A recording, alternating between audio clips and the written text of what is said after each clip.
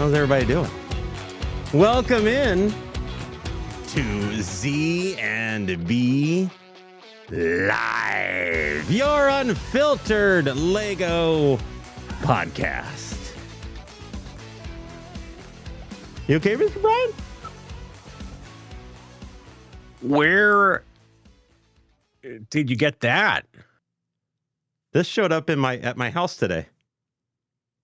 Why? This lovely panda mask showed up at my house today. Opened it up, saw it, and I said, "You know what? We need a good chuckle this evening." So I'm going to scare the absolute crud out of Mr. Bricks O'Brien. You are welcome.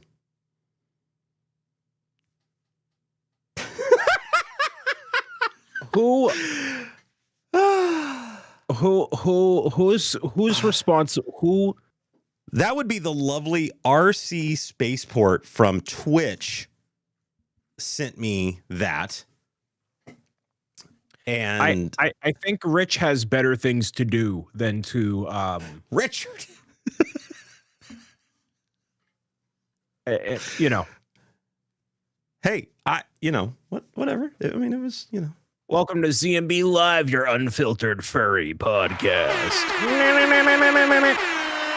You're unfurried? Is that what you said? Wow, I hate that. I hate that even more. Furry podcast. Your unfurried podcast? Wow, we're Jesus.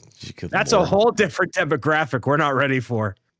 We're not ready. Okay, so I guess I'm gonna have in the post show, I'm gonna have to ask what this whole. My son asked me that earlier. He's like, "Are you one of those?" And I was like, "What are you talking about?" Oh, sweetheart. Yeah. Oh, sweetheart. And I was like, "I don't know what you're talking about." So I'm gonna need some education in the post show. Something. And hey, guess what? That is something that you all can experience at the end of these live shows is the post show at the end of the ZMB Live Unfiltered Lego podcast.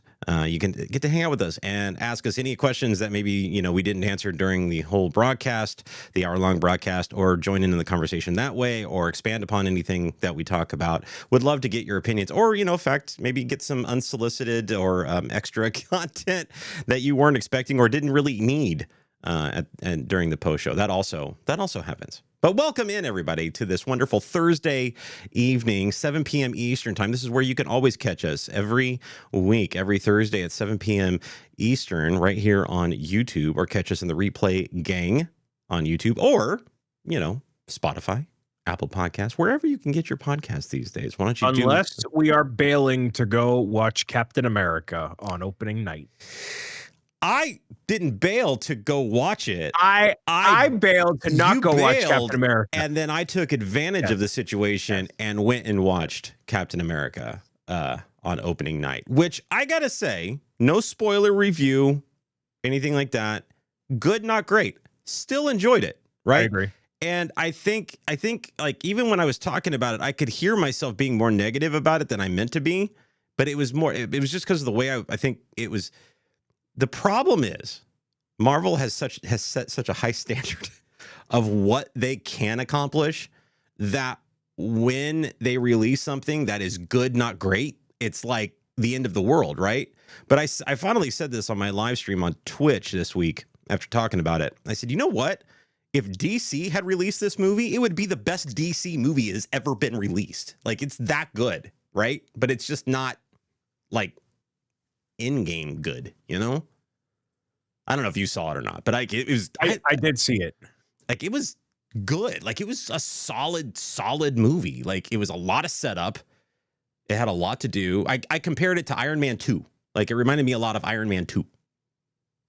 And, because that movie was that was the first real MCU movie. Like, hey, we're building something now, right? Like, that's what it felt like. Yeah, I think there's a lot that they did in the maybe in the reshoots, maybe in something that kind of, I don't know. So they swapped a couple of pieces on the chessboard around. I don't know.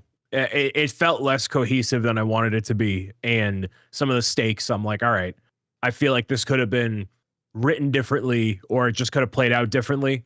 I thought it was good. I didn't leave the theater feeling the same way I felt about like a Winter Soldier, but I could tell that's kind of what they were going for. And it was Winter Soldier, but it was different. Like it was, Winter Soldier was interesting because it was like taking the espionage type of movie and making it,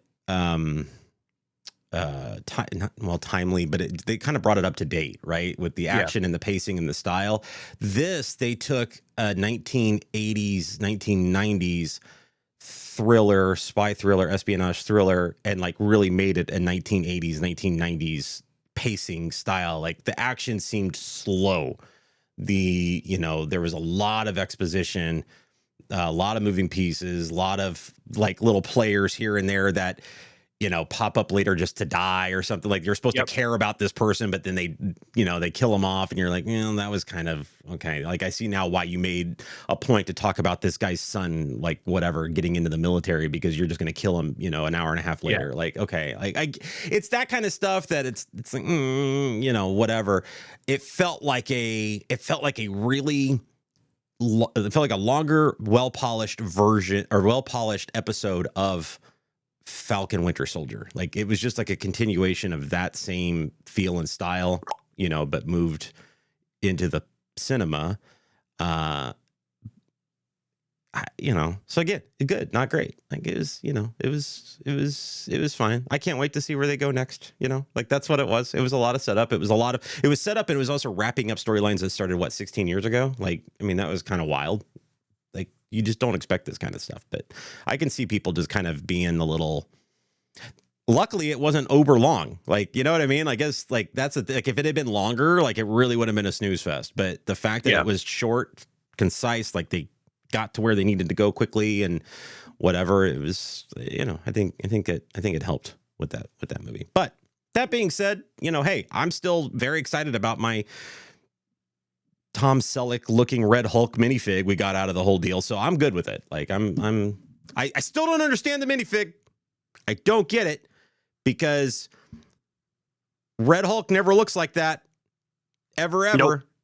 And especially doesn't have a mustache in the movie, because they specifically make a point to say that they had to shave off the mustache or he was going to lose the election and all this other stuff to reinforce the idea that he was not William Hurt. Like I get it, like.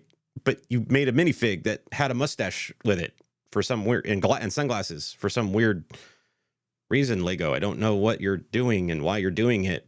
I'm not complaining, because that's like one of the best minifigs I've ever seen in my life. I mean, my God, who doesn't need a Red Hulk looking Tom Selleck figure? Everybody does. Everybody should have that.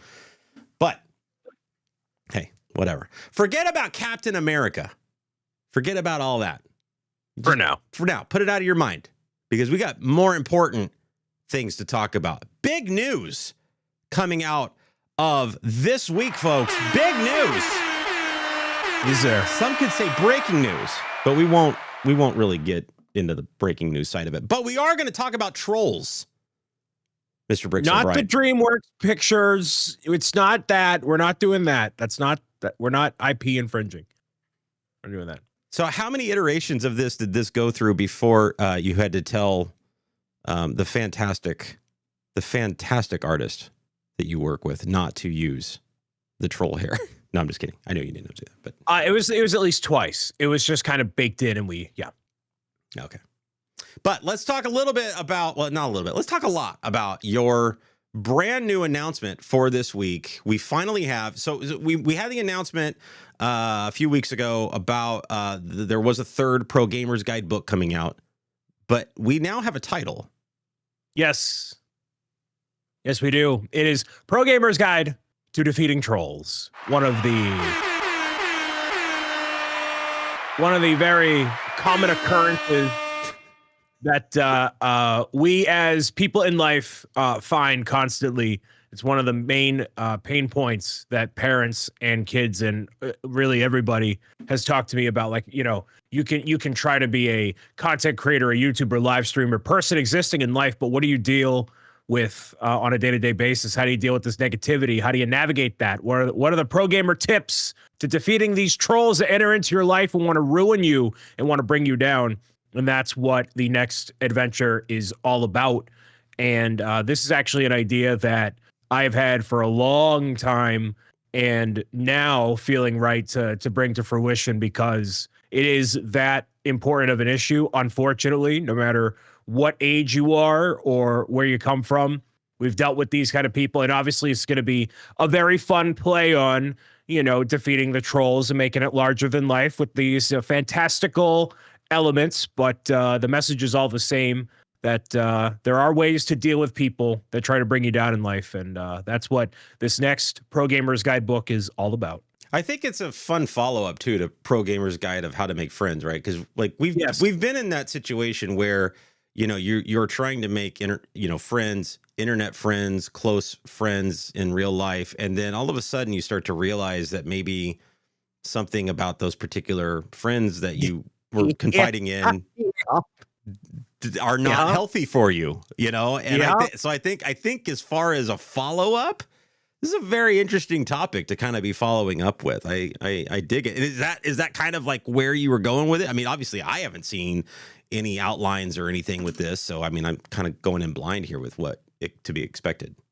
Yeah, it's like all the stories are individual in their own way. You don't need to read them all to get the full premise, but like I'm basically, as a writer, right? I've written all sorts of different things, and the Pro Gamer's Guide is the thing that is coming to light in this way, right? And I want to share my experiences as I'm going through my journey of being a creator with everybody through this lens. And, starting off, it's like, yeah, you got to get the fundamentals down.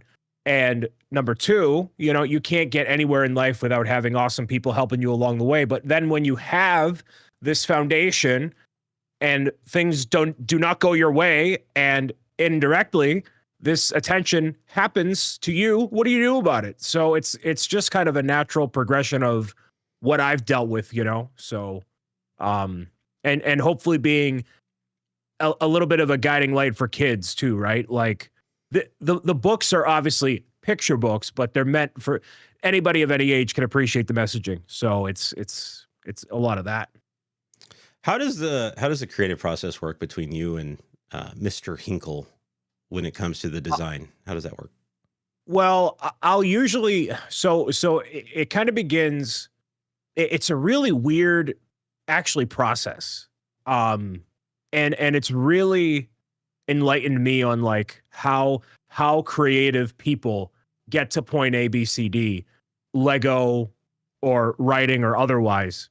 What'll happen, generally speaking, is something will happen, somebody will say something, or I'll get a flash of an image in my head of a scene, of a character, of an instance, and I start building off of that.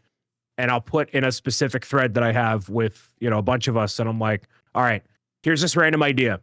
Is this stupid? Okay, let's explore it. And then Kevin will do like a rough sketch, and then we'll kind of bounce it off, one thing to the next. All right, so here's this idea. And then is there some symbolism attached to this idea? How can we make that more apparent with the character design and the story and the environment? And so it isn't like I sit down, write the manuscript, give it to Kevin. It's not like, it's very much like a clouded amalgamation of all these ideas. And then we just whittle our way in to like making a solidified thing. It's like turning a gas into a solid, basically, is the best way I can describe it. It's very, very messy. And you're a creative guy. You kind of get that, right? Sure, It's a messy process, but to get to the end of it and have something like and Kevin will just toss an idea into the ether. He's like, here's an idea, and then that'll inspire me, and then I'll change something because he did this. And so it's a very unique creative process. And we've done this plenty of times, so we're kind of used to the workflow, but it's definitely unique, and I'm grateful for that. Now, why? Obviously, the idea of trolls, dives into bullying and stuff. Like, why not just Pro Gamer's Guide to how to deal with bullies? Why choose the word trolls? Was that so like you could have more of an iconic kind of imagery associated with it? Okay. Yeah, because I didn't want it to. I was. So when people show up in a comment section, right? I don't envision them as people sometimes, because I'm like, what person would say this awful, horrific thing to me? Like, why would you do this? And so I don't imagine someone willingly behind the keyboard with that hatred in their heart typing this out. I literally picture this lime green, Cheeto fingered, greasy, grubby entity trying to insult me and ruin my day. And I'm like, you look kind of goofy. Like, this is your existence. Your shorts are ripped. You have drool coming out of your mouth. You have no idea what you're talking about. You can't faze me. So it's caricaturizing these people in a way that's approachable, I think, for everybody. And it makes it more fun. I could have made it, these more realistic looking people. That's not as fun. If you're watching the video version of the show, this guy looks like a goofball, right? That's kind of the point. Intimidating and brooding, but kind of a goofball. Right. So, inquiring minds want to know, is there a particular troll/bully that's walking around with a beard and blue tinted glasses? Because, I have been known to bully you from time to time. That's true. Do I make a cameo? Here at Pro Gamers Guide, we are always opening opportunities to feature the supportive community in many ways. And you are actually not the only person that has expressed interest in wanting to be trollified, which is very surprising. I figure people wouldn't want that, but maybe they do. Hey man, so, if you're gonna label me as one, I might as well, wear the hat, right? Well, right. And there's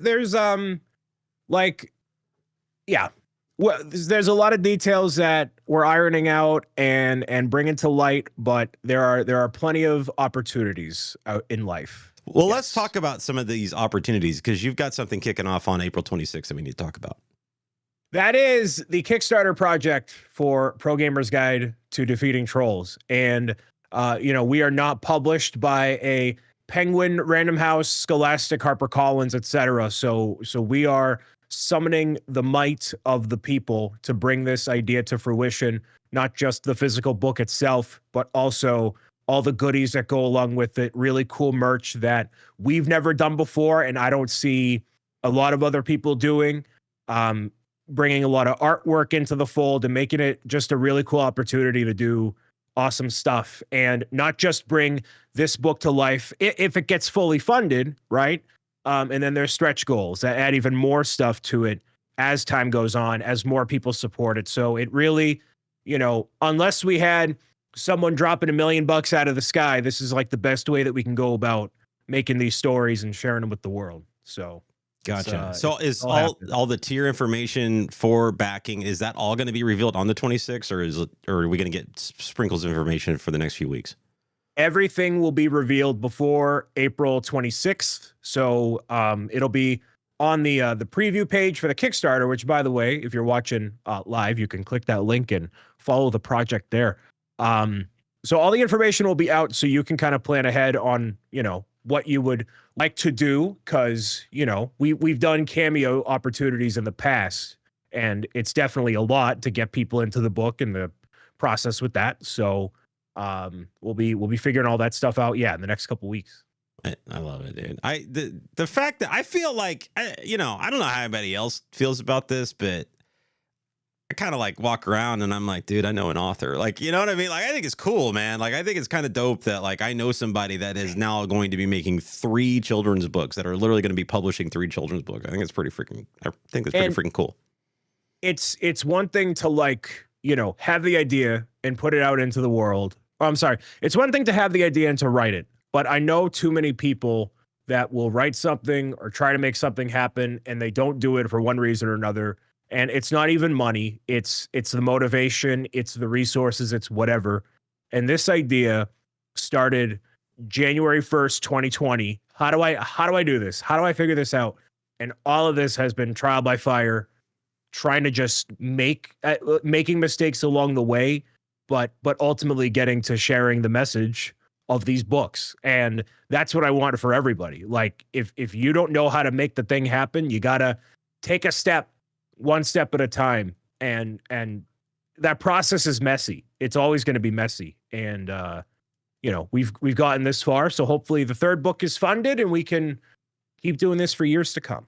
There you go. Years to come. So we got to get third book funded. So fourth book, 2026, could be Pro Gamer's Guide to How to Do Your Taxes. That is the final stretch goal for the Kickstarter. So we don't know the number yet, but that is the final stretch goal. So if it doesn't get hit, then all you people can leave me alone about this tax book, because it's not going to happen. So you got to make it happen. You're making a fantastic library for kids, dude. You got to make one book for the parents. You got to make one book for the parents. Okay. But the tax laws change every year, man. That's the thing. That's the thing. Really, but you got to make it in a way that it's universal, and it really just says. Oh, I know. It's a one-page book, and it just says file on time or hire an accountant. It's 2 pages. 2 pages, right? Hire an accountant. It's file a pamphlet, on time. not even a book. It's a pamphlet. It's a pamphlet. Whatever it is. Again, amazing idea. I love it. I think again, as a follow up to the second book, I think it's an amazing idea to go to this particular topic, and I think it's somebody, especially these days, I think it's a good lesson for kids to learn. So well done. Thank you. Speaking of fantastic ideas, Lego had a fantastic idea back in 1979. And this idea was they needed to bridge a gap between the Duplo sets and the, young kid sets that they had. And this was kind of before that 4+ range was really established. And they came up with the idea of Fabuland. Now, a lot of people haven't heard of Fabuland. It's something that only ran for 10 years, I think, from 79 to 89. It would have landed right about the time that I was the target demographic, being born in 1980. But it wasn't something that I really saw here in the United States. And there was, really good reason around that. Well, they're bringing it back, baby, for official announcement, official unveiling today. You've probably seen it all over your social media if you follow any of the Lego influencer accounts out there. They have officially announced the new Lego House exclusive set that you can get if you go and visit and take a tour at the Lego House. You have an opportunity then to buy this set. Fabuland, celebrating Fabuland. Brian, did you have any experience with, because it's really kind of before your time, that's for darn sure, but what do you know about Fabuland? Fabuland is, anybody in the chat live can correct me if I'm wrong, but it was Lego's attempt to get closer to like a dollhouse, playhouse kind of a deal. Do something a bit more substantial with larger characters. They were doing a lot of this kind of stuff, and really between this time period into the early 2000s is when they really tried to do like a larger figure than a minifigure, but not quite mini dolls. They're trying to do stuff. It's and obviously, I'm going to cut you off because it's interesting, the blueprint that they kind of like established back then, right? That led now to Animal Crossing, that led to mini dolls. Like, it's wild that like they've been able to go back to that well and kind of repurpose some of those ideas and molds and things. The creative process is messy, as I said before. It's always iterative. Really, it's what it is. Yeah. So, I think the Animal Crossing comparison isn't necessarily apples to apples. Maybe someone at Nintendo was inspired by Fabuland, which led to the development of the game. I don't know, maybe, but I think there's other inspirations there. But regardless, it has been a theme that people in theory have wanted to come back, but it is also so niche and so not top of mind for even diehard Lego fans that they don't, make anything out of it. So this is Lego's way of saying, hey, we know you want something Fabuland related that is not Animal Crossing. Here is an exclusive thing that is very tight to the chest in terms of Lego and its history. I think these characters don't look great to me. They're not great, but I think the sentiment is there. And I think if you are a diehard enough fan to like Fabuland and want to see it return, you very much are inclined to go to the Lego House and want to buy this yourself in person. Whereas the other ones that have come out, like the Pirate, You could have put a regular box on that and call it a day, and it would sell remarkably well at actual Lego stores. If you put a Lego brand box proper on this and put it in, my local Lego store, it would sell like hot garbage. So I think this is very fitting as an exclusive if we're doing exclusives. Well, so let's talk a little bit about the idea of exclusives. Okay. So I have a problem with exclusive sets, like whether it be San Diego Comic-Con exclusive or the exclusive gift with purchases that, they don't have enough to cover the inventory of the sets that they release. And this is another one. This is another one of those instances where they have an exclusive set that you could only get if you go to one specific part of the world to go buy. And what happens is the people, that can't afford the ticket to go all the way to Denmark and take the tour and then go spend more money to buy the actual set. They get price gouged on all the secondary market to try to get their hands on it. I think the Lego House boxing brand being sold in stores with that box, I think that's a theme. And I think that's a theme that would sell across all Lego stores, because they're going to sell to the people that know what they're looking for, that maybe can't afford that plane ticket to Denmark. And yeah, this is a very niche kind of thing, the Fabuland thing. But think about this is my whole issue with sticking it in the Lego House and saying you can only get it if you come here. Is those are the diehard fans. But you know how many more fans that you could. This is literally why they made Fabuland a thing.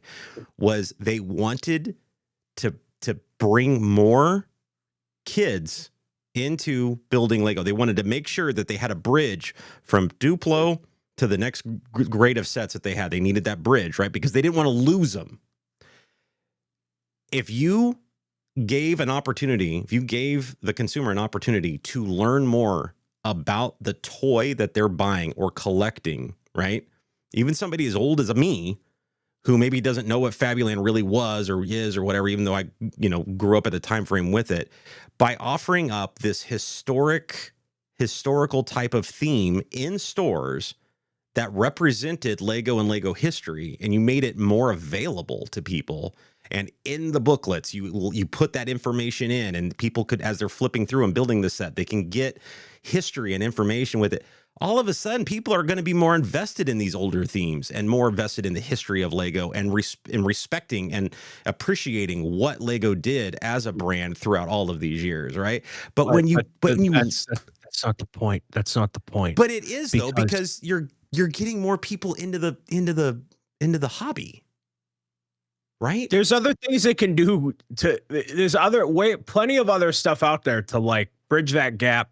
And what Lego would have one of two things happen. They either sell that thing really, really well, and then they're like, uh-oh, now we got to make a whole thing out of it. So we got to make way more. And then maybe the interest isn't there after a little while, or there's no interest from the beginning and you've already done all your global distribution and it doesn't go anywhere. So I think for Lego having this retro theme, they want to do something to pay homage. They want to call it a day. This is their way to do it. I think the way you get around it is you have a online window, portal, whatever, where you can buy these exclusively on a Lego House website. You check out similarly through lego.com. You buy it that way.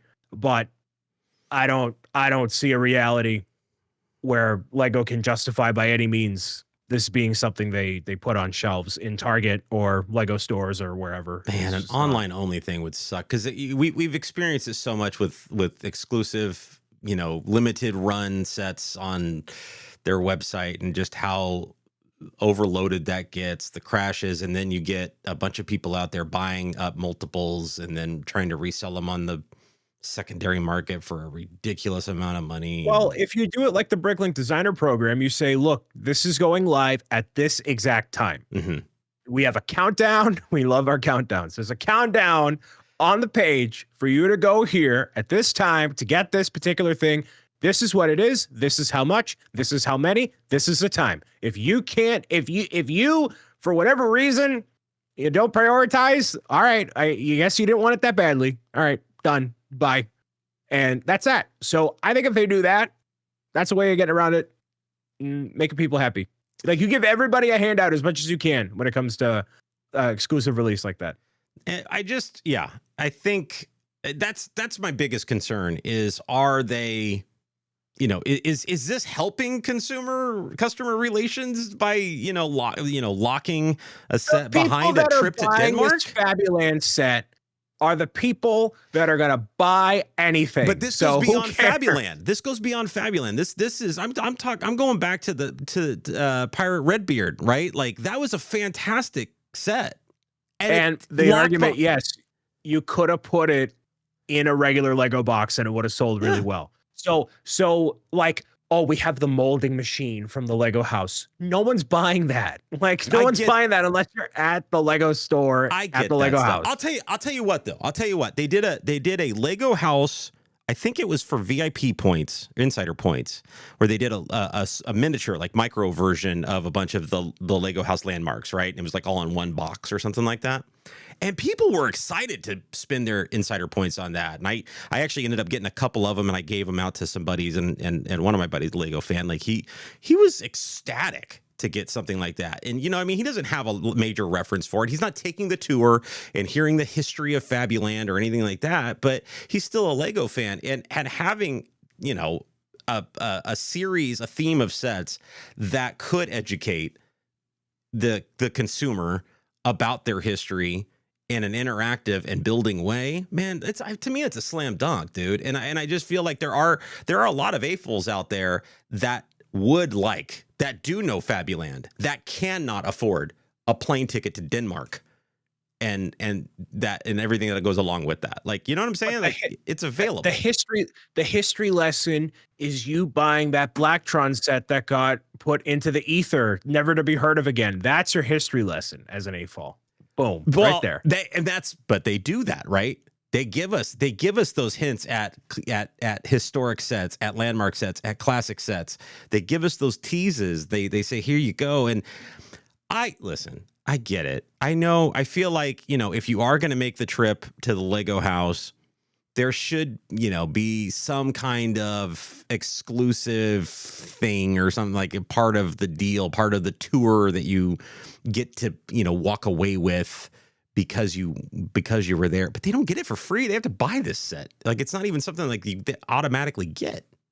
I want to give a massive shout out to Matt Malish in the live chat for validating me by saying, Brian's right. Unfortunately, most vault sets don't perform super well. Eldorado Fortress, Blacktron, etc. They don't sell super well. Fans of Lego brand are far outnumbered by normies, and the normies is where the money is. Okay. Unfortunately, for diehard fans. Okay, but that's not my point. They've already made the set. It's already in a box. Yeah, but not put it on like store shelves. 50,000 of them with a global distribution plan. It's just one place. It could be limited. It could be a limited number in the stores. Like, you start to build. No, because you got to wait in line to get it. I've sent books everywhere. You need to establish the chain, Zach. I've literally done this. I understand the pain of having to get all the stuff everywhere. It's not, we'll just take like 3 of them and put them in a box.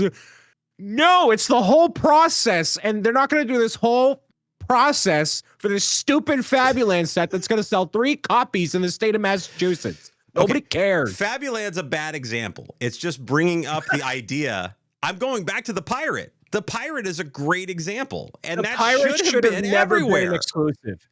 But it shouldn't have been a Lego exclusive. It should have been a box. And next year, when they freaking release a space guy in that size and they make it only available in freaking Denmark, people are gonna riot. That'll suck. That'll really suck. And that's my point. Like, okay, yeah, Fabuland is whatever. The dinosaurs, okay, maybe not. Like the duck, I don't know. Like, you know what I mean? Like, I get it.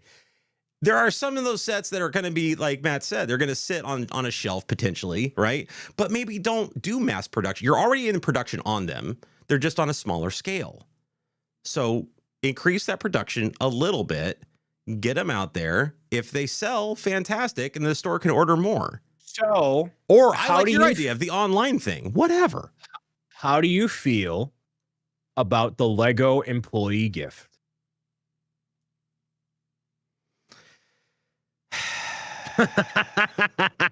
You don't like it. So I listen. I like them. I like them. I think some of them are really stupid. This past year's one, or okay, some of my favorites have been the Candy Cane X-wing, unbelievably That's the cool. thing. They go out to everybody. Like they go out to the employees. I get it. It's great. Some of them are so stupid, right?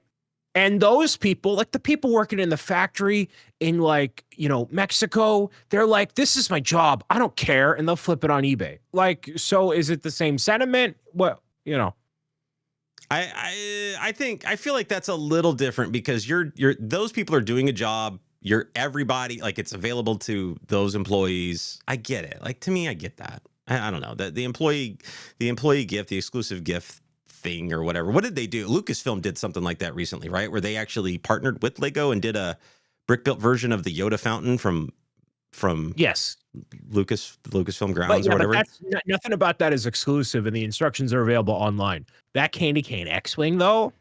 Oh, I get it. Yeah, no, I get it. And yeah, I mean, at that point, it's like, man, if I had been a Lego employee at that year, that would have been, hindsight's 2020, right? Every year since I've not worked at a Lego store, there's not been a set that's come out and I'm like, man, I wish I worked there. All of them have sucked since. But that's the thing. Even that one set, right? Like that 1 year you got that set, like, dude, you worked for that. You know what I'm saying? Like that's different to me. Like that's different than just putting it behind a paywall of sorts. Like that's what they're doing with some of these exclusive sets, the San Diego Comic-Con sets, stuff like that. And that's why they don't do them anymore. That's why they don't do the San Diego Comic-Con sets anymore. People were getting irritated about putting them behind this paywall of having to go to a convention to get them and then turning a profit on them immediately afterwards. So they were done with it. And that's what people are doing with the Lego house sets. Because they can't it's still cheaper than buying the ticket to go than spending the $200 online. The minifigures that they put out are from like the popular franchises like Marvel, DC. Sure. Like those are mass appeal. Even still, all the Lego house stuff has nowhere near the same mass appeal as any of those San Diego Comic-Con exclusives have ever been on any scale. Yeah, that makes sense. I don't know.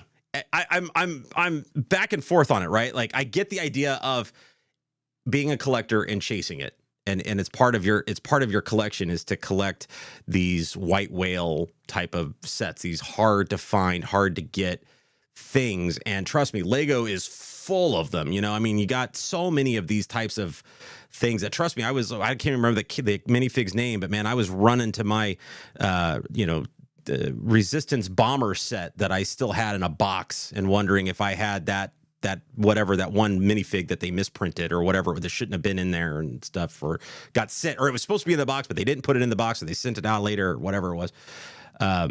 Yeah, it's like $1,000 right now for that freaking minifigure. Like, my God, what is happening? What is happening with this hobby? It's absolutely gone bananas. And speaking of going bananas, Lego has gone bananas with the newest line of brickheads coming out of the Transformers franchise. We're getting both Optimus Prime and Bumblebee have both been officially announced on Lego. You're getting two versions with each one, so they're going to be the $20 rather than the $10 because you're getting two builds. And there you get the truck or with Optimus you get the truck and the robot, and Bumblebee you get the Volkswagen and the robot. I like these. I'm a Brickhead fan, like a huge Brickhead fan. I think the Optimus is a little funky. I'm not really sure. I feel almost like if you just turn his shield, the mouthpiece, like other way around, like that makes more sense. Like that seems to fit the style more if the point is at the top as opposed to the bottom. I think I saw somebody say that he looks like a bird or something like that. So I'm not really sure. I saw a few years ago, somebody did like their own version of the Optimus Prime and a Megatron and all this, and like the Optimus Prime he did, I thought looked fantastic. They actually used brick built pieces. So instead of which I'm going to get to, instead of what they have there on his chest for the grill. Like they used brick pieces to make the grill and stuff like that. And I was like, that makes a lot more sense, for this. My first question is this help pave the way? So right now we've run into a Megatron problem when it comes to these Gen 1 series Transformers that they've been putting out there. The Optimus Prime, the Bumblebee, there's rumored to be a Soundwave coming out, all Gen 1 style. Megatron has been the biggest asterisk beside everything because he transforms into a gun in Gen 1. So if you follow the Gen 1 time, the Gen 1 style, he's a gun. And we know the Lego Group's stance on buildable weapons. Like that's not something that they really want to do. Same thing with military vehicles. At some point in time, Megatron does eventually go into a tank. Well, they still don't want to do military vehicles. Does something like this help pave the way to maybe introduce a Megatron into the fold? Like you just put him in Brickhead style where he doesn't transform. You make him $10 instead of 20. He doesn't have a transform, another version of him, right? And boom, you got a Megatron. I think there's no reality where you have Megatron in any form and he doesn't transform. You can put him in Brickhead. You can put him as a large scale. You can do whatever you got to do. But if you got a Transformer and it doesn't transform, it's stupid. It's irrelevant. Like you gotta have it. So they're gonna either wait for Megatron to have a more prevalent, presence as a different vehicle, or they're gonna make him the Dino version, or they're gonna make him the whatever version. But I think expecting them to stick with Gen 1 for all of these Transformers is foolish, and they are gonna indirectly sway away from that, even if it isn't Megatron. Maybe they do Soundwave and it's a different version, and then this one and it's a different version. Then you get Megatron in the whatever version. Yeah, if you started going like Beast Wars, like now all of a sudden you can do it. But again, they've established a Gen 1 style, and like that's what For they're now. for now.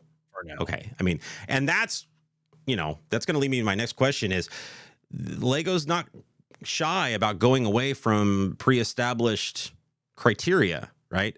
So one of the benefits to having a Brickhead, all the Brickheads, is printed pieces. Everybody's always excited about all these cool printed pieces that you get with the Brickheads, and you don't have to worry about stickers on it. And I'm not hating on stickers in general when it comes to Lego. Stickers are a part of model making. I get that. And when it makes sense, it makes sense.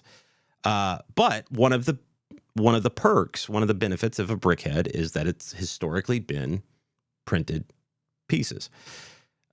We used to be seeing that with things like the helmets. We used to be seeing things like that with the MIDI ships that they were doing. They were printed pieces. And then all of a sudden we started seeing a shift in these other series of sets where they started applying stickers. So they stopped having to print printed pieces. And I can't remember what the ratio was. I remember an interview with a designer once where he said that if for every printed piece, it adds like 10 bins or something of storage or something like that. Like he had some kind of ratio for every printed piece. There's like a certain number of storage bins that it adds into their overall collection of pieces, right? So I don't know if that affects what they print, what they don't print, or whatever. I've definitely been taken aback a few times on some printed pieces versus not printed pieces that they could potentially use later on down the road. Voltron comes to mind, where they didn't print the number, the cat numbers on the pieces like that. Like those little tiles could have been used for race cars down the road or something. Like they could have used printed single digit number tiles for something else down the road, but they chose to just apply them as stickers, but yet made like very exclusive. Like they made the mouthpiece was printed on Voltron. So those are the types of sticker usage that makes me scratch my head a little bit.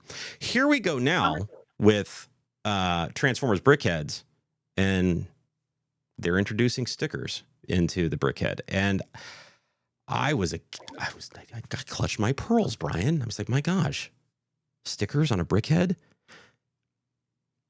Are we like, is this going to set a bad new precedent for Brickheads going forward? Because that was one of the big things about collecting them, printed pieces.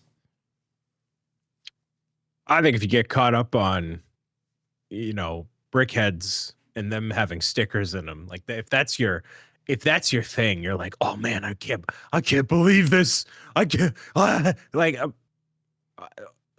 Lego can do whatever they want. Anybody can do whatever they want with any of this stuff. Nothing's sacred, in my opinion. So it's best to, I think, throw that expectation out the window. A, B, I think for a when stuff's at a low price point, I can accept it more frequently, especially a Speed Champions being, it's $30 and it's all these stickers are like, oh my goodness, this is stupid, Sticker right? Champions are fine. That to me is more egregious than a Brickhead having a sticker on it. And, these are fairly, I guess you can't really get smaller than the stickers that are featured here, right? They're kind of 2x3s and 1x2s. If everything featured here is a sticker, I mean, if they started doing the eyes or stickers, I'm like, all right, what are you doing? But they're not going to do that. So, but they're setting a precedent, and that's what I'm curious about. Like, if they're starting to set a dangerous precedent that they're going to go away from, if really that ratio is true, where they need to have so many bins for printed pieces and whatnot, like, where are we going? What does bins mean? What do you mean by that? That was just the terminology that the particular designer used in that interview. He said, I'm assuming the bins in a storage room full of pieces or whatever that they're making. I'm not sure how, like, where he or how he was quantifying it, but yeah, 10 bins for one printed something. Yeah, that was what stood out to me in the interview. Was like you definitely need context on that. That makes no sense. Well, I mean, at all. Makes no sense. Start challenging the interviewers or interviewees or whatever. No, I challenge the designer for not like expounding on it at all. It's just like, we need 10 bins for this. Like, okay. I don't know about that. I could see for like windshields, because you got to keep them separate, make sure they're not scratched up. But but we saw so that I want, this is why I really want to talk about it, because if we're setting a precedent on we're only going to do printed, because that was like a thing, like that really was. I mean, I know you think it's silly, but that was a thing amongst Brickhead collectors, was like you weren't going to have to mess with stickers. Like it was all printed pieces, so the pieces themselves were very sought after. Like they were kind of, for lack of a better term, sometimes exclusive to that particular thing. Like that was what they were for. And you're now removing some of the value out of those pieces by just pushing out a sticker sheet to put on them. And we saw that with the helmets. The helmets were the same way. The helmets we used to get had printed pieces, or they were very strategically built, so specific parts represented or replicated texture or whatever that we needed for that. Same thing on the ships. But now, just to kind of quickly move the process along, they're just slap a sticker on it, slap a sticker on it, slap a sticker on it. Like that's how we don't need to worry about making Vince and Optimus Prime's chest. Just slap a sticker on it. Are we losing? I feel like we're losing value, and the price isn't going down. Prices, if not going up a little bit, but is there a reason for that? I mean, there's like factors of business and life, right? Like prices going up or whatever. My philosophy on business, not that I have much qualification as a, I got, all these different businesses I got going on, right? But when I look at stuff like this, when I think about, Pro Gamers Guide in a way, right?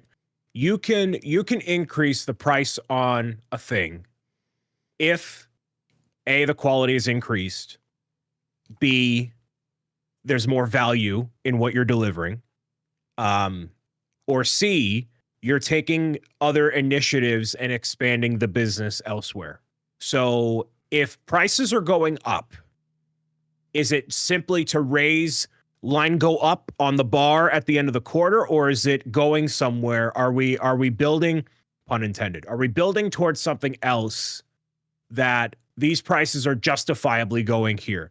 Is it because they're bringing on way more designers to design more stuff with new IP? Are they having a different ecological initiative that blah, blah, blah, blah, blah, blah, blah, blah, blah, blah, blah, blah, right?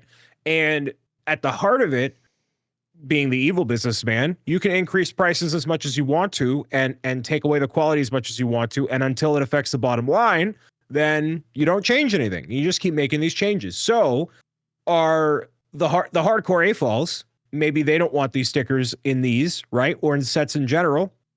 Maybe Lego did their independent market testing and saw that the 12 children that they got from the county across the way, they love stickers. So they're just going to take away all the printing. That's totally, what's that called? Confirmation bias. Maybe that's it. Maybe it is whatever. I don't mind stickers. I keep my stuff together. I take it as a little side quest mini game with my brick separator to put them on correctly and adjust them and whatever. So the other argument, at least in the sticker case, I don't want stickers on my Lego sets because then, I don't want printed stuff. I want to have every piece of my collection be plain so I can get the level of detail I want my way. I don't need printed anything. Let me do this. So maybe for the diehard collectors that already want to go the extra mile and make something epic and custom, they're not going to bother with printed anything anyways. Just like when you see in the not the Ideas Gallery, Lego House Gallery, I'd be willing to bet there aren't a ton of printed stuff. You're seeing these crazy sculptures of all this stuff, right? And that's all original, not relying on one or two pieces to get that detail in a printed element. Mm-hmm. So that's the other half of the, if I'm putting the two different hats on, right? Where's the value coming from? Where's it going? Can we put more stickers in sets and have people be okay with it if we invest our resources in X, Y, or Z? Right. That's how I kind of look at it. Where else is it going? I don't know, but maybe it's going somewhere. It's not going to Mario minifigures. That's for sure. You cowards. Get it together. If as an AFOL, building a set and having them strategically use pieces that create the same texture or look that sometimes stickers replicate is an amazing experience. When you finish that moment where you finish that little module of a build and it transformed into something really, really interesting, or you're like, oh, that's how they're doing. I freaked out one day when this was the first time I had used I don't know what the piece is called, but the inverted slope looking piece, they slid it in and they created book pages out of it, like, as if the book was closed, but you could see the texture of the book pages like laid out. It was one of my all-time favorite Lego moments ever, right? Because they took practical bricks and made something out of that, and that blew my mind. Yep. And I feel like we're going the opposite direction now. Like, Lego has done such a great job over the recent years of establishing such creative designs and utilizing pieces in that way that now we're going the opposite, and they're trying to push out so much so fast that to alleviate some of the designed pitfalls and time frames that they are required to do, the tight time frames they're required to design, just slap a sticker on it and push it out the door and get it out there. And you're right, it's the Jurassic Park mentality. They can charge $10,000 a day, $7,000 a day, and people will pay it. And that's the problem. Until we stop paying for it and stand up and say, no, that's not good enough. The quality's not there anymore. You need to do better. We need to pull a Captain America, a Sam Wilson, and say, you need to do better, Lego, because they do. They're going the opposite direction of that quality that we have come to know and love, as opposed to giving us that extra, what we felt like, value in those sets. If prices have to go up because the prices are going up all over the world, we get it. We understand that. But don't raise your prices and then also go this way with your quality and start taking shortcuts in your design. That's when people will stand up and notice. It doesn't matter, because all these diehard AFOLs are going to go to the Mattel brick shop anyways, and they're going to abandon this product. I'm sick of this quality. I want to invest in something else. And then it's Brickcraft and Funhole and Brick Shop and whatever. That's it. Done. You're cooked. You also run into the issue. It's a double-edged sword when it comes to print versus sticker, right? So, we've run into it last year with the retro radio, the printed pieces. A lot of them were coming back. The print was off, right? And it wasn't lining up appropriately, and people were having to have their printed pieces replaced. But then we also had Gringotts because, you know, the TS was on the sticker was so far off of what it should have been on a sticker that they could have solved that issue by doing a printed, you know, headlining. Almost the biggest piece, the center of that whole set was a sticker, as opposed to like take the extra effort and print that brick so we can have it all one big piece and it's all nice and printed. So it should have been the whole thing should have been one piece, the one piece, not one. I can see the argument. They've kind of just said this before, that there's inconsistencies in the printing of parts. So when you try to put them together, right? Let's say you happen to have a misaligned Gringotts, right? You can't fix it. But if you had a sticker, you can. So I believe that was Lego being like, hey, we don't want to deal with all these customer service inquiries of people saying my Gringotts is misaligned. We're going to give you stickers. So the solution is to make one big piece with one print, but we're, you know, right. Makes a lot, especially for a high.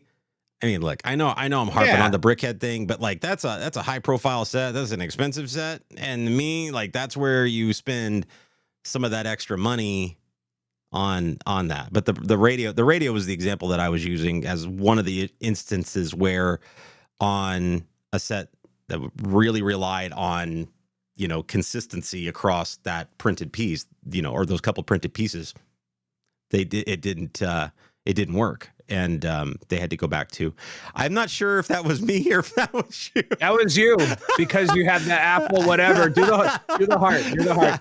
This is how much. Yeah, it was me.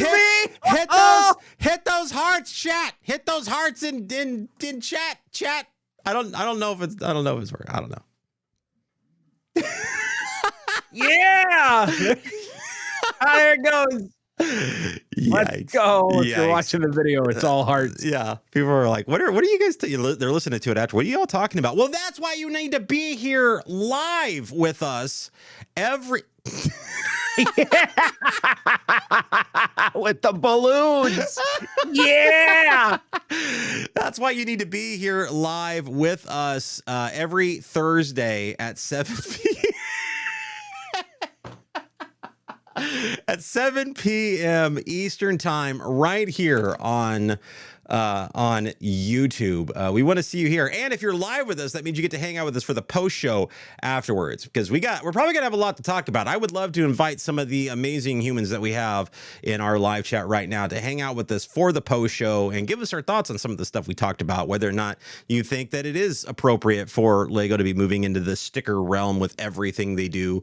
If you think they're taking some shortcuts, if you think the quality is down, or if you think everything is absolutely, you know, lovely and whatever. I also want to know in the post show who all is ready to help fund Pro Gamer's Guide to Defeating Trolls on April 26th. I know they can't see it. It's weird. It's showing up on our preview feed, but every time he does it, he can see it. We can't. They can't see it? They can't. It's not showing up. Yeah. Now I think if I do it, they can see it. But I love it. If you when you were doing it, it was showing up in the preview, but it wasn't showing up for everybody else. So what is wrong with your setup? I don't know why it does that. That's so bizarre to me. Oh God. This play, you know, because you're live streaming from a also Mac. Couldn't see it on the podcast version. Nobody can see what we're talking about, but this is why you got to tune in live, chat. Hey, hit those heart notifications, or hit those heart buttons, hit those like buttons. Obviously, subscribe if you have not yet. Please subscribe, share it out, help tell your friends, tell your family. Threaten them if you have to. Get them over here to start watching the show, and make sure you check us out over on the podcast channels, Spotify, Apple Podcasts, pretty much anywhere you can find a podcast. Yo, Mr. Bricks O'Brien, a fantastic show, dude. Yeah, man. Hey, man. I appreciate you. Make sure, guys, if you are in chat, stick around, because once we close out the show, we'll come back and we will start the post show, hang out with you guys for a little bit, answer any questions you might have. Or we can just do the heart emojis for the rest of the stream. I don't, whatever works. Mr. Bricks O'Brien, you see you live tomorrow again on YouTube or on Twitch? Well, and YouTube, I guess. YouTube and Twitch doing some Astrobot, and then next week more of this, and then I think it's going to be a Mario March. Mario March. I like it. I love it. We will catch you guys next Thursday, 7 p.m. Eastern time. And replay gang out there, thank you guys so much for replaying this, sharing it out, doing all the things. We love you and we like you. We'll see you guys next time. Bye.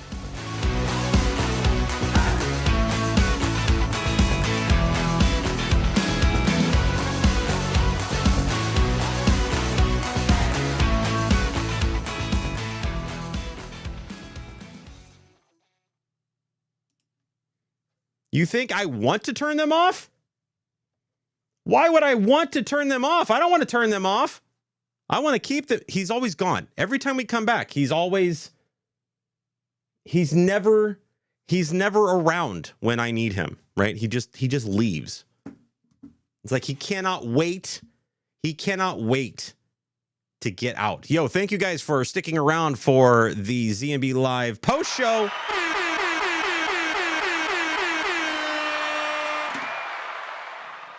In the contest of bladders, Brian is not the winner. It's fun launching the rock laser. Is it customer meeting? Oh, I know. Yeah. Well, what's bizarre is that it doesn't do it like Brian was talking about. Like we can see it. So we're in Discord, right? And I'm virtual cameraing in so he can follow and preview what's happening. And he can see anytime he does it, he can see what it reacts to him, but it's not translating onto my screen for some weird reason. Yeah.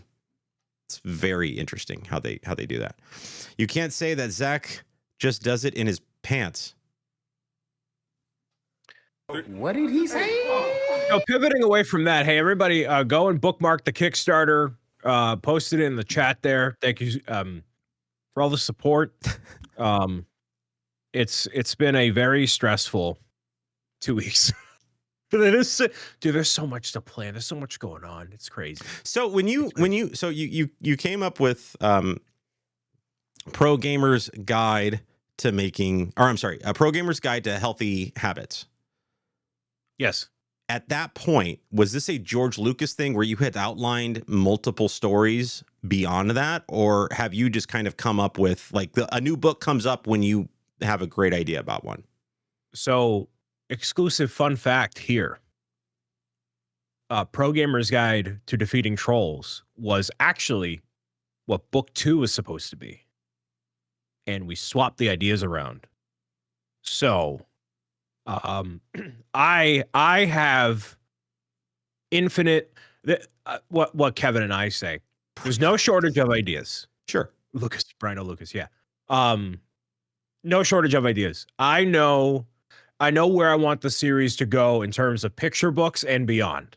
Not just children's books, but other forms of books, other forms of media, bigger stories. I know where I want it to go. I don't have it mapped out on a corkboard. I have it in here. I have it in notes. I have it kind of away, but I know where I want it to go. Yeah. Have you guys heard of the leaked NDA for their land members? I did hear about this. Did you hear about that? I did not hear about this. Ooh. I didn't dive into the details of it. I just heard that something and happened. Who and what you gotta I need to find. I was going to find drop this. That in the chat. You can't, you know. I literally, as I was, which sounds so dumb, but as I was looking up stuff on Fabuland, it came across some search engines or search things, and I was like, "What is that about?" Look at Matt's like, I ain't saying he ain't got nothing to do with it. And we're obviously not here to expose anybody in particular, whatever. And I'm sure, without even looking at it, and before I look at it, and anybody has any other comment on it, I've never seen one of these NDAs. I am not in the land, obviously, never have been. What I assume it's just a general term of agreement.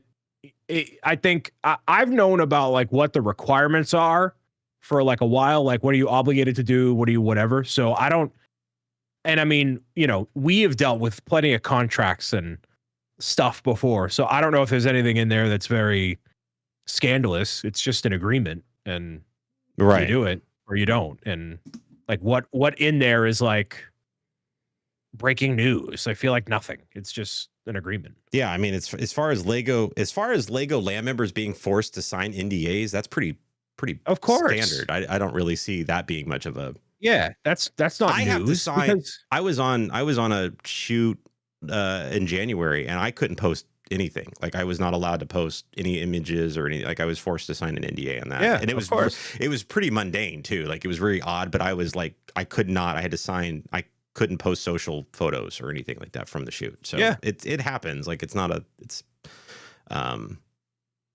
pretty. Roy, normal thing.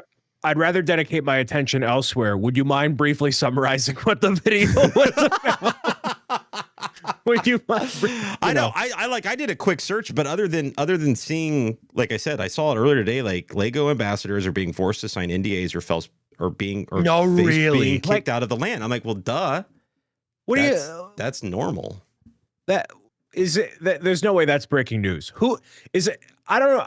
Who It out would make there? a great headline, but it's not like it's pretty. Anybody that knows anything kind of knows that that's kind of a standard thing. Yeah, so I'm not really of sure. course. I kind of always assumed that land members always did have to sign an NDA. Yeah, you like maybe They should enforce it harder. Like, they should. It should be. You should be held accountable if. Look, they don't need. Here's the thing: they don't need land members leaking stuff. They've got Lego stores in Mexico putting out a new Jurassic Park set. That's not even scheduled. That hasn't been announced. That isn't scheduled to be released for a few months. Like, that's on the store shelves, guys. Like, they don't need land members leaking anything.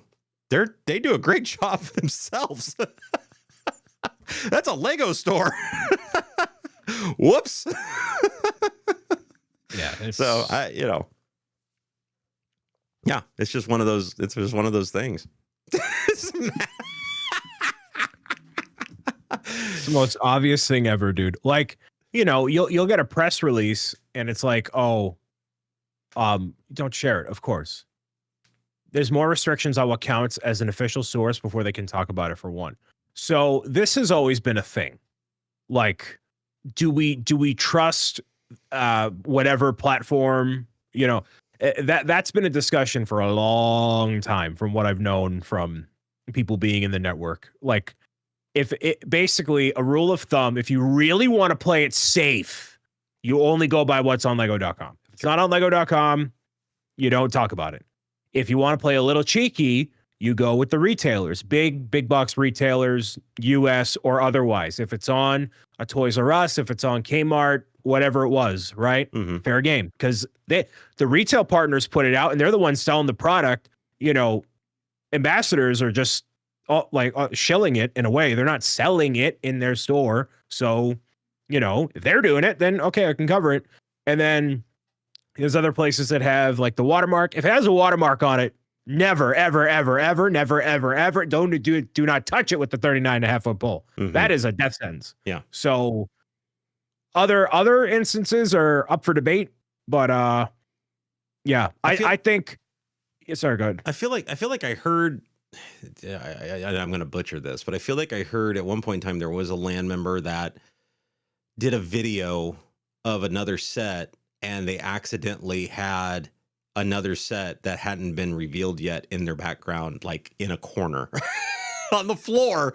But because they did a pan, they like panned over on the set or something and it just happened to be there. And they supposedly did they get kicked out of the land or something? Like, something bad happened. And they made a big deal about it. So Legos, from what I can recall, is pretty generous on their terms. Like, oh, we're gonna have to put you in the corner for 3 months. Is that okay? Okay. When in any other circumstance, like Marvel would have you in prison if you leaked something. Unless you're Tom Holland or Mark Ruffalo. Well, acting like that's not also planned. Come on, like. Some of them have been, but I honestly think that I think that they have I think they've leaked stuff that they weren't supposed to say.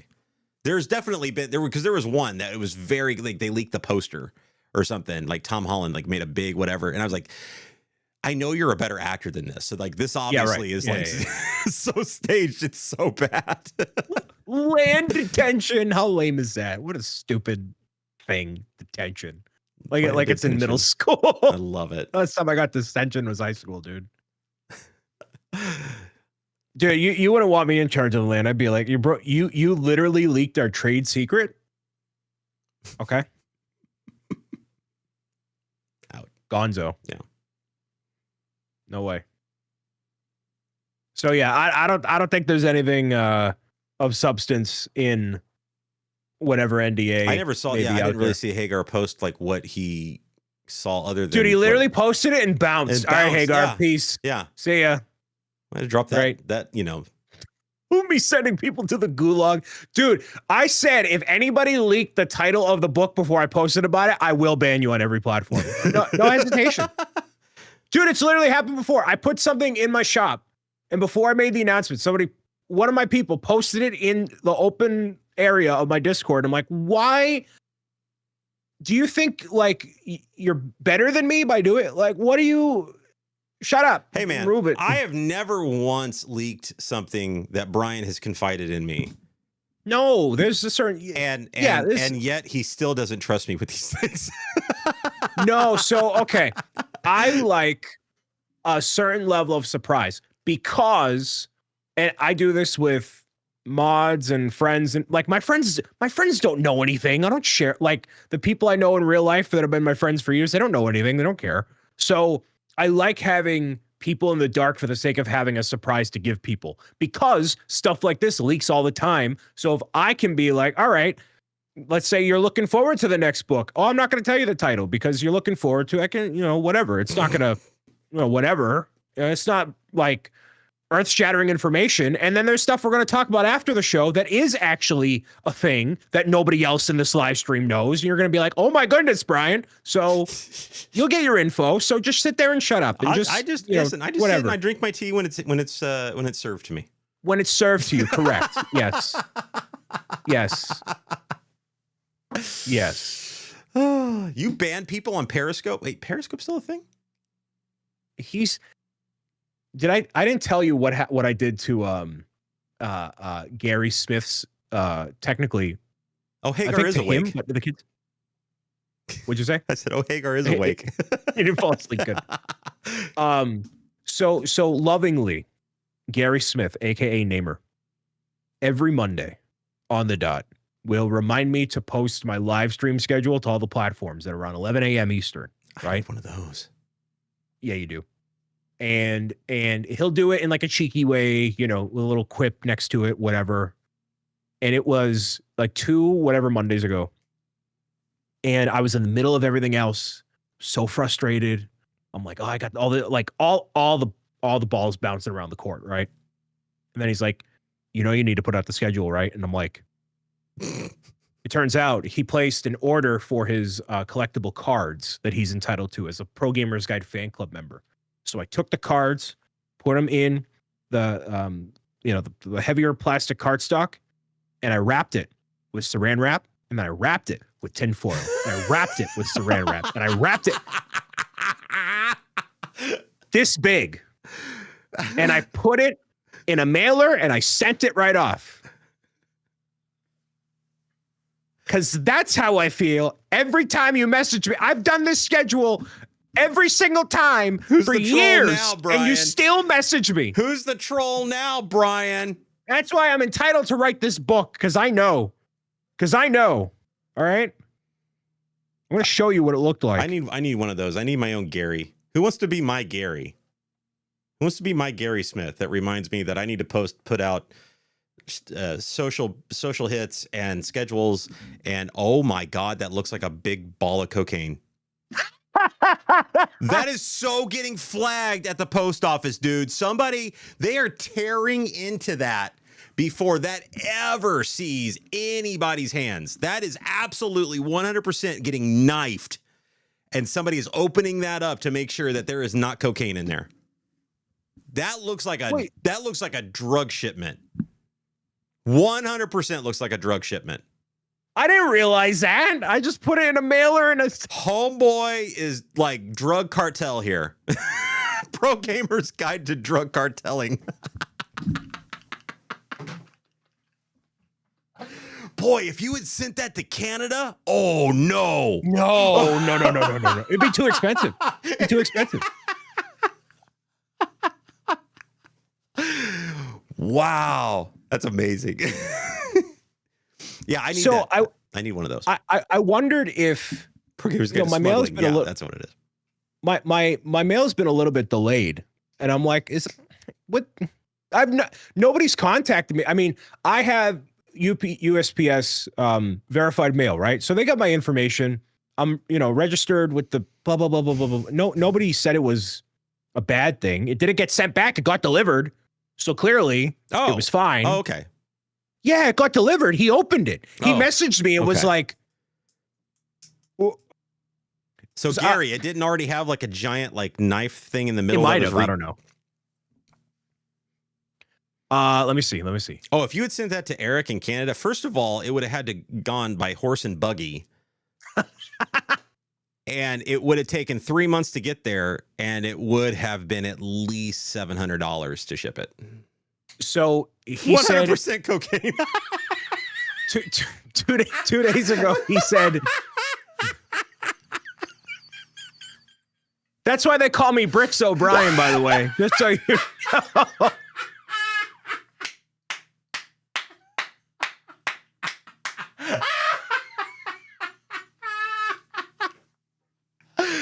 Oh God, that's amazing. Oh man. So you know why they call me Bricks O'Brien. So he said a package arrived, and I put a big smiley face emoji. Said the wife made 3 comments. I'm glad you met someone who is as much a jerk as you are. You're making an extra run to the garbage tonight, and I hope at least there's blank in there. So it clearly resonated with the intended audience. There you so go. it's fine. There you go. Yeah. Wow. That's amazing. It was a nice nugget. I'm like, this took a while. I was so aggravated and sleep deprived, but I'm like, I'm doing this. And I was not thinking rationally, but I'm like, I'm doing it. I don't care. I'll live with it. I love it. If that's the hill I die on, it's fine. That's how you know Brian likes you. Yes. When he goes extra like that.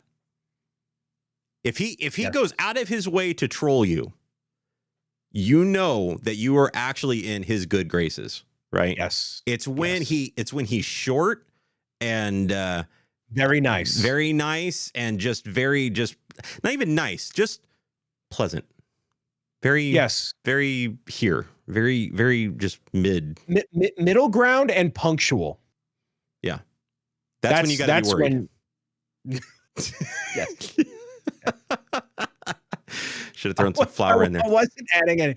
I thought the tinfoil was going to get him. Like maybe in the scanner, the tinfoil wasn't gonna. Maybe it was gonna draw a flag, but they can like scan it and they run a thing over it anyways. It's it was fine. That would have been an interesting thing though, like because like they're scanning it and it probably doesn't. It's a card, so it's probably not showing up very well of like what could be. No, they totally scan everything. I know, you can see everything. But could you see what it? You know what I mean? Like it's wrapped like that, and all it is a flat, rectangular thing, right? It's a card, right? Yeah, but if you look at like TSA, you can see they go layer by layer with different. Man, no, I had my bag pulled 3 times trying to get home the other night or the other month, coming out of Florida. I'll show it to you. You want to see exactly what caused my bag? They pulled everything out of my carry-on. You want to know why? Sure. That. Well, I mean, maybe. I get it. They tore my bag apart trying to figure out what the heck this was. M&Ms? Yeah. It was just M&Ms. Was it already opened? No. There's a bag of M&Ms. I got it at the hotel gift shop before I left or whatever. And they could not see what it was, to the point where they had to pull everything out of it to see like what, and then it became a pull it out, send it back through, because they thought it was this thing. They pull it out, no, that wasn't it. And they pull it out, and they send it back through again. They pull something else out, they send it back through again, and they were finally like, oh, it's the M&Ms. It was like the realization on everybody's face was just ridiculous. I don't know. Maybe there's metal in it, and you shouldn't have eaten them, dude. No wonder I've been so sick the last 2 months. That's it. That's it. But I figure you like, definitely USPS is way stricter than TSA on all that. So I was not worried about it. Like, if I got a knock on the door, hey, then news to me. I didn't know. It was fine. It's amazing. Yeah. Only kind of, sort of. Yeah. Okay. Well, hey, I'm excited. Tomorrow I get to learn studio with Justin, as you call him. So I get to learn with Pix. Nice. I'm very excited about that. So we got together this afternoon and went over, and I'm really excited to learn studio and how to do Lego design and stuff in there. It's very, very, very cool. And I didn't know that they had a build together feature in studio where you can jump into each other's projects and like work on a shared project and stuff. Like, that's freaking dope, dude. For a free software, that's sick. Get ready to dance tomorrow, Panda Boy. I want that comment cross-stitched and in my bathroom.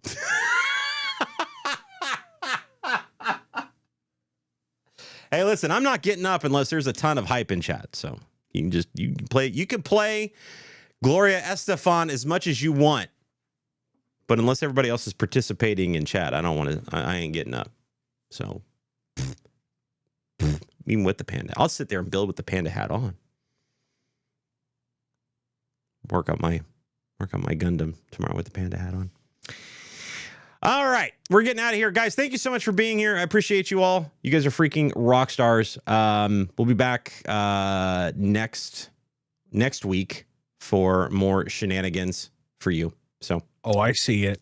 Oh, I see the rave. It was just happening. Yeah, it doesn't show it on the screen. For some reason, it shows it on that preview. Yeah, there are the balloons. Yep. And of course, you could do the. Boom. Wait, go thumbs down. Do the thumbs up. There it is. Yeah. Anyway, thank you all for being here. We appreciate you all. You guys are amazing. Thank you for hitting those heart buttons, those like buttons. Make sure once the show is posted, share out the links. We would really, really appreciate that. That really, really helps out. Keep the show going and keep me from crying myself to sleep at night. So thank you guys so much for all of that stuff. We'll see you guys next week, 7 p.m. Eastern time. Bye.